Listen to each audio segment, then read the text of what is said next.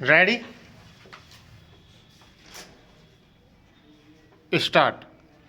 सरकार द्वारा राज्य सरकारों के सहयोग से एक कार्यक्रम तैयार किया जाएगा और उसको शीघ्र कार्यान्वित किया जाएगा ताकि वे आधुनिक ज्ञान के संचार का प्रभावी माध्यम बन सकें। एकता की भावना के संवर्धन तथा देश के विभिन्न भागों में जनता में संचार की सुविधा हेतु यह आवश्यक है कि भारत सरकार द्वारा सब राज्य सरकारों के परामर्श से तैयार किए गए त्रिभाषा सूत्र को सभी राज्यों में पूर्णतः कार्यान्वित करने के लिए प्रभावी उपाय किए जाने चाहिए। यह सभा संकल्प करती है कि हिंदी भाषी क्षेत्रों में हिंदी तथा अंग्रेजी के अतिरिक्त एक और भारतीय भाषा के दक्षिण भारत की भाषाओं में से किसी एक को तरजीह देते हुए और हिंदी भाषी क्षेत्रों में प्रादेशिक भाषाओं एवं अंग्रेजी के साथ साथ हिंदी के अध्ययन के लिए उस सूत्र के अनुसार प्रबंध किया जाना चाहिए। यह बात स्पष्ट होनी चाहिए कि किसी का मंतव्य यह नहीं है कि अंग्रेजी को शिक्षा के क्षेत्र से ही बहिष्कृत कर दिया जाए। अपेक्षा तो इस बात की है कि हमारे कार्यों के लिए अंग्रेजी के प्रयोग की अनिवार्यता न रह जाए। उपयोग की दृष्टि से भी अंग्रेजी वैकल्पिक रूप से पढ़ी जाती रहेगी। अंग्रेजी का स्थान भारतीय भाषाओं को देने से कार्य सरल हो जाएगा तथा भाषा विषयक खाई भी शीघ्र पट जाएगी। अंत में तो कार्य हिंदी में करना ही है, किंतु यह स्थिति एकदम नहीं आ सकती है। अतः अंतरिम काल में सुप्रीम कोर्ट में तथा हाई कोर्ट में हिंदी तथा अंग्रेजी दोनों का प्रयोग होना चाहिए, किंतु हिंदी भाषी राज्यों के हाई कोर्टों में वहाँ की प्रादेशिक भाषाओं का प्रयोग भी किया जा सकता है तथा सब जगह एक भाषा से दूसरी भाषा में अनुवाद करने की पूरी व्यवस्था भी हो। अंत में राजकीय क्षेत्र में अंग्रेजी भाषा हटाई जा सकेगी तथा भारतीय भाषाओं का प्रयोग होने लगेगा। दिसंबर 1967 में संसद के सामने जब राजभाषा संशोधन विधेयक पर विचार हुआ था तब उसके साथ ही हिंदी के विकास और प्रचार प्रसार, विद्यालयों में हिंदी के अध्ययन, सरकारी नौकरियों में प्रवेश पाने के लिए भाषा ज्ञान की स्थिति आदि के विषय में एक सरकारी संकल्प पर भी विचार हुआ था। विधेयक के साथ साथ वह संकल्प जिस रूप में राज्यसभा तथा लोकसभा द्वारा पारित हुआ उससे सरकारी नीति की अधिकृत जानकारी हम सबको मिलती है और हिंदी के राजकाज में प्रयोग के बारे में स्थिति स्पष्ट हो जाती है। संविधान के अनुच्छेद 343 के अनुसार संघ की राजभाषा हिंदी है और उसके अनुच्छेद 351 के अनुसार हिंदी भाषा का प्रसार, वृद्धि और उसका विकास करना ताकि वह महत्वपूर्ण भारत की सामाजिक संस्कृति के सब तत्वों की अभिव्यक्ति का सर्वसम्मत माध्यम हो सके संघ का कर्तव्य है। यह सभा संकल्प करती है कि हिंदी भाषा के प्रसार एवं विकास की गति बढ़ाने हेतु तथा संघ के विभिन्न राजकीय प्रयोजनों के लिए उत्तरोत्तर इसके प्रयोग हेतु भारत सरकार द्वारा एक अधिक गहन एवं व्यापक कार्यक्रम तैयार किया जाएगा और उसे कार्यान्वित किया जाएगा और उसके लिए किए गए या किए जाने वाले उपायों एवं की गई प्रगति की विस्तृत वार्षिक मूल्यांकन रिपोर्ट संसद के दोनों सदनों के पटल पर रखी जाएगी और सभी राज्य सरकारों को भेजी जाएगी।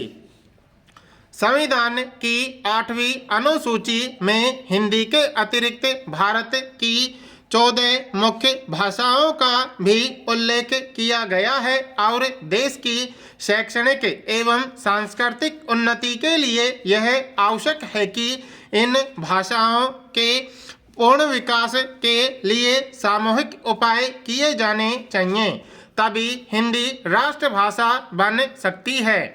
यह सभा संकल्प करती है कि हिंदी तथा सभी भारतीय भाषाओं का समन्वित विकास हो।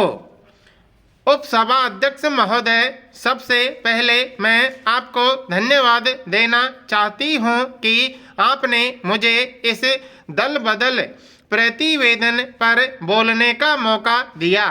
इसके बाद मैं मंत्री महोदय को धन्यवाद देना चाहती हूं कि आज इस तरह की चर्चा की बहुत ज़रूरत थी, क्योंकि आज हमारे देश में जो परिस्थिति पैदा हो रही है दल बदल के कारण, उसकी वजह से न केवल हर राजनीतिक पार्टी को बल्कि हर एक को बड़े असमंजस में पड़ जाना पड़ता है।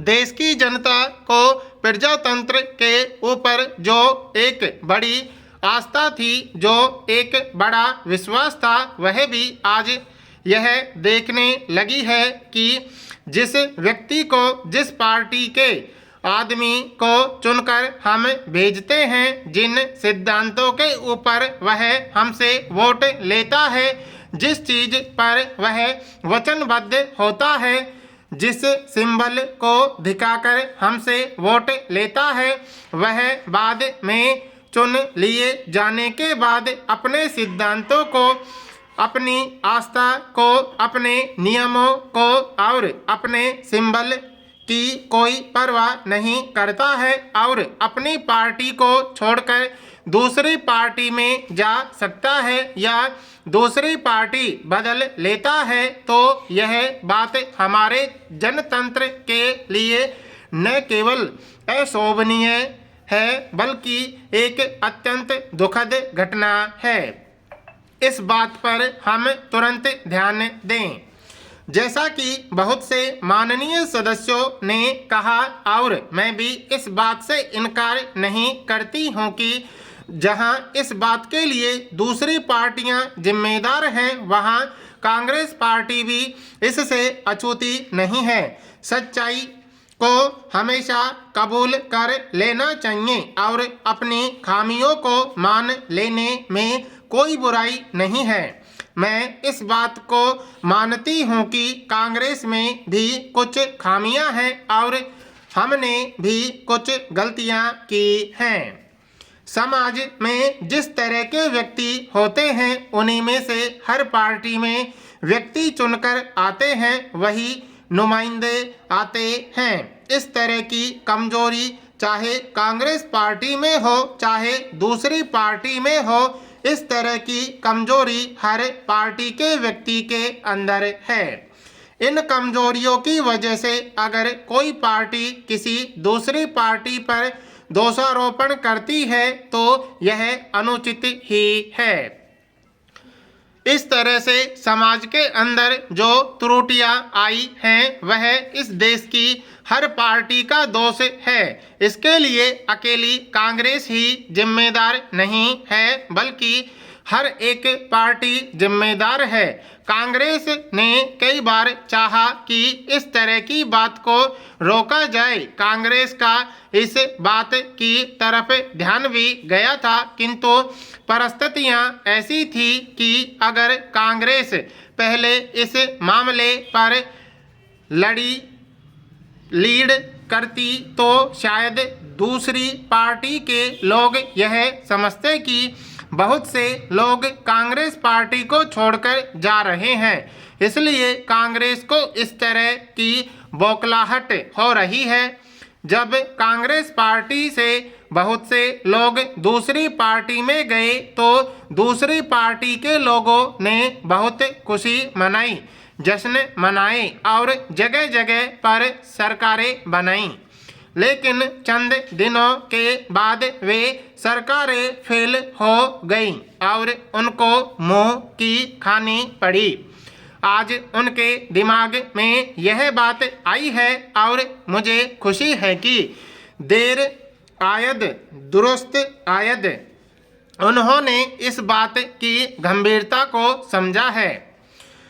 किसी पार्टी की तरफ से इस तरह की बातें हो रही हैं, अब वे महसूस करने लगी हैं कि यह जनतंत्र के लिए अशोभनीय चीज है। इस बारे में सब पार्टियों की जो कमेटी बिठलाई गई थी, जो समिति बनाई गई थी, जैसा कि बहुत से माननीय सदस्यों ने बतलाया कि इस समिति ने जो रिपोर्ट दी है उसके बारे में बहुत से सदस्यों ने अपने अपने विरोधाभास के नोट भी दिए हैं।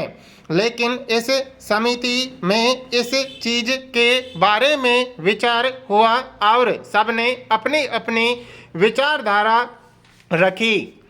मैं इस बात से सहमत हूँ कि जो व्यक्ति जिस सिंबल पर, जिस पार्टी के सिद्धांत पर, नियमों के आधार पर जनता के बीच से चुनकर आता है, अगर वह अपनी पार्टी को छोड़ देता है तो उसे अपना पद भी छोड़ देना चाहिए, चाहे वह विधायक हो, चाहे वह संसद सदस्य हो। उसे जनता के सामने जाकर अपनी परिस्थिति को स्पष्ट करना चाहिए कि किन कारणों से उसने अपनी पार्टी को त्याग दिया है, कौन सी खामियां उस पार्टी में थी जिनकी वजह से उसे छोड़ना पड़ा और दूसरी अपनानी पड़ी।